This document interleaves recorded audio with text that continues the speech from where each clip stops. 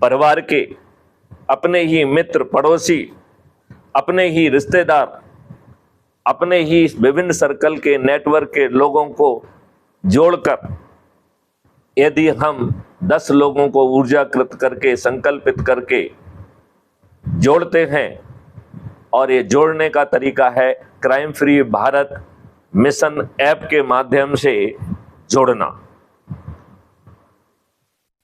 तो हम इन सभी राजनेताओं को मतदान के पहले अपनी हार स्वीकार करने के लिए विवश कर सकेंगे। इस मॉडल के बारे में थोड़ा सा मैं आपको समझाना चाहूंगा। माना जाए कि यह मैंने आज ही चालू किया। आप में से 9 लोगों को ऊर्जाकृत कर, संकल्पित कर जोड़ा और उनसे यह वचन लिया कि वो 10 लोगों को जोड़ेंगे जो उनके ही परिवार के सदस्य होंगे, मित्र होंगे, पड़ोसी होंगे, रिश्तेदार होंगे या उनके विभिन्न सर्कलों से जुड़े हुए लोग होंगे। तो हमारा आज यदि हम 10 हुए, 10 लोग 10 को जोड़ेंगे तो दूसरे दिन 100, तीसरे दिन 1000, चौथे दिन 10,000, 5वें दिन 1 लाख, 6वें दिन 10 लाख, 7वें दिन 1 करोड़, 8वें दिन 10 करोड़ और 9वें दिन 100 करोड़। आपको जान के लगेगा 100 करोड़ एक बड़ा फिगर है, इसे हम कैसे करेंगे?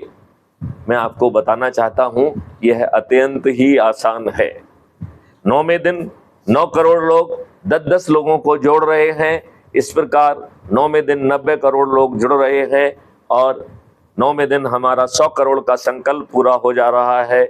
इसका मतलब है कि हमें 100 करोड़ में से 90 करोड़ को मात्र जुड़ जाना है, एक भी व्यक्ति को नहीं जोड़ना है, तब भी हम 100 करोड़ हो जाएंगे। 8वें दिन जो 9 करोड़ लोग जुड़ रहे हैं, उनके पास जोड़ने के लिए 1 दिन बचा है। इस प्रकार उन्हें मात्र 10 लोगों को जोड़ना है। तो 9% लोग मात्र 10 लोगों को जोड़ेंगे तो हम 100 करोड़ हो जाएंगे, और 90 करोड़ बिना किसी को जोड़े और 9 करोड़ मात्र 10 लोगों को जोड़े, 99% हमारा काम खत्म हो जाता है। अब इसमें देखिए, मैथिली शरण गुप्त के पास पूरे 9 दिन हैं, लिहाजा उन्हें 9 दिन में 10-10 के मान से 90 लोगों को जोड़ना है। तो केवल एक ही व्यक्ति को 90 लोगों को जोड़ना है। पहले दिन जो 9 लोग जुड़े हैं उनके पास 8 दिन बचेंगे और 10-10 के मान से उन्हें 80 लोगों को जोड़ना है। दूसरे दिन जो 90 लोग जुड़ेंगे उनके पास 7 दिन बचेंगे, तो मात्र 90 लोगों को 70 लोगों को जोड़ना है, मात्र 90 को। 140 करोड़ में से मात्र 90 लोगों को 80 व्यक्ति को जोड़ना है। तीसरे दिन 900 लोग जुड़ेंगे और उनके पास बचेंगे 6 दिन, तो मात्र 900 लोगों को 60 लोगों को जोड़ना है, मात्र 900 लोगों को। चौथे दिन 9000 लोग जुड़ेंगे और उनके पास बचेंगे 5 दिन। इस प्रकार मात्र 9000 लोगों को ही 50-50 लोगों को जोड़ना है, मात्र 9000 लोगों को ही 50-50 को जोड़ना है। अगले दिन जुड़ेंगे 90,000 और दिन बचेंगे 4। इसका मतलब है कि 90,000 लोगों को मात्र 40-40 को जोड़ना है। अगले दिन जुड़ेंगे 9 लाख और दिन बचेंगे 3। 9 लाख लोगों को 30-30 लोगों को जोड़ना है। अगले दिन जुड़ेंगे 90 लाख और दिन बचेंगे 2। 90 लाख लोगों को केवल 20-20 लोगों को जोड़ना है। अगले दिन जुड़ेंगे 9 करोड़ और दिन बचेगा 1। 9 करोड़ लोगों को मात्र 10-10 लोगों को जोड़ना है। अगले दिन जुड़ेंगे 90 करोड़ और दिन बचेगा कोई नहीं, नील। तो 90 करोड़ लोगों को किसी को नहीं जोड़ना है। बताइए, इन सभी राजनीतिक पार्टियों के सभी राजनेताओं को हराने के लिए यह कितना आसान विकल्प है। मैं आपका आह्वान करता हूं कि जाति और धर्म, सभी जाति और धर्म के लोग अब जो है इन राजनेताओं के भुलावे में ना आए। मैं इस देश के सभी देशवासियों को आश्वस्त करता हूं कि अपराध मुक्त भारत मिशन 21 लक्ष्यों के सहित इस देश में एक महाक्रांति लाएगा, जिसमें अंग्रेजों के द्वारा भारतीयों को तोड़ने के लिए, उनको उत्पीड़ित करने के लिए, उनको प्रक्रिया में फंसाकर पूरी तरह से नष्ट कर देने के लिए, बर्बाद कर देने के लिए जो नियम कानून बनाए गए हैं, उसमें आमूल चूल परिवर्तन किया जाएगा।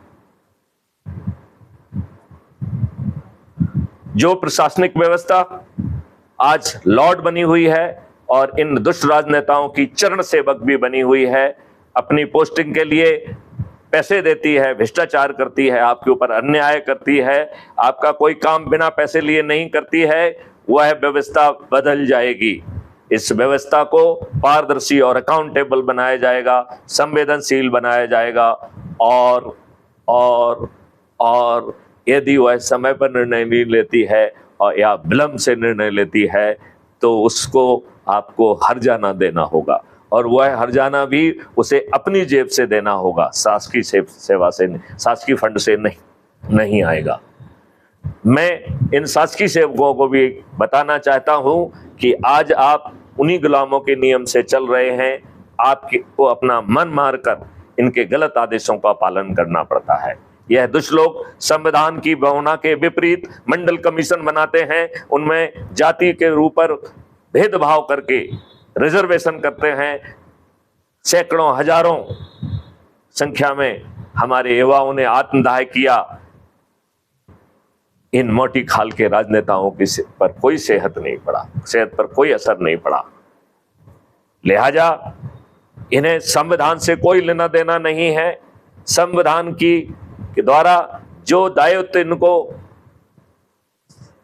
संविधान के शेड्यूल 7 लिस्ट 1 और लिस्ट 2 में दिए गए हैं, यह दुष्ट राजनेता उसके रोज उल्लंघन कर रहे हैं। यह इनकी लाटसाबी नहीं है, यह संवैधानिक दायित्व है। इन संवैधानिक दायित्वों के निर्वहन न करने के लिए हमारे संविधान ने आर्टिकल 356